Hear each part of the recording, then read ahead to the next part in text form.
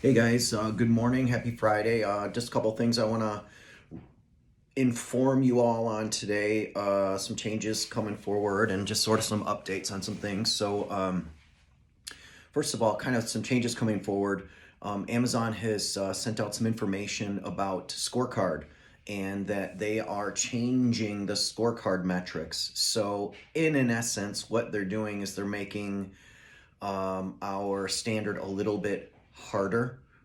So that directly relates to what you do. So speeding, braking, all that stuff that you guys are measured on is just going to get a little bit harder, which translates into a little bit harder to get Fantastic Plus and that bonus money. So that's coming in April 6th on that scorecard. So I just want you guys to be aware of that and kind of understanding that, like, yeah, we really need to be on top of our safety game.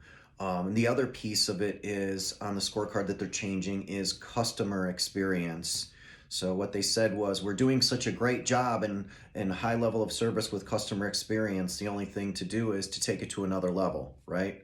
Sounds fun. All we really need from you guys to do really is that when you see directions in the app and you're delivering, if at all possible, follow those directions. Leave a package where they want the package.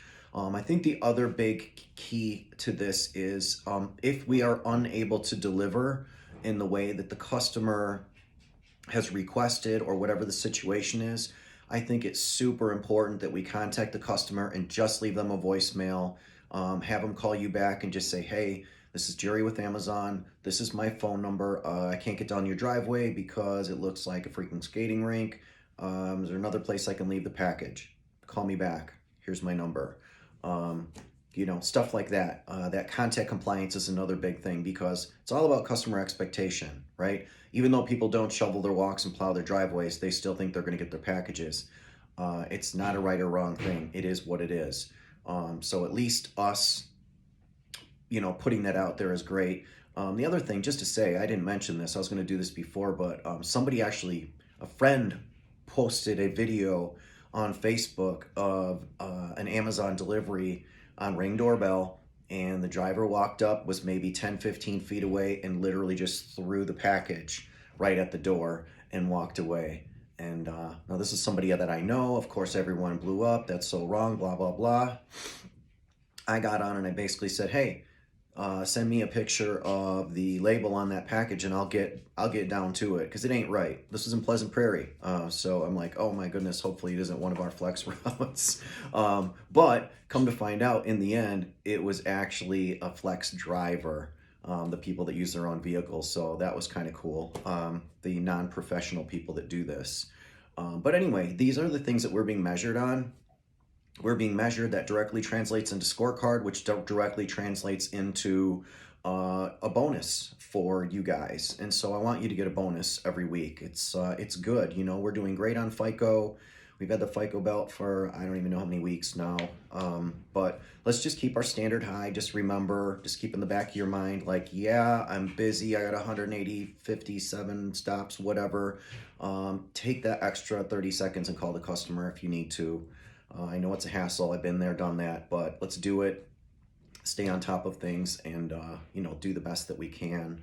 Another thing, just to update you guys on, I have been chasing down parts on vehicles, just through, accidents and things like that are happening. It is really hard to get parts. So I ordered a mirror.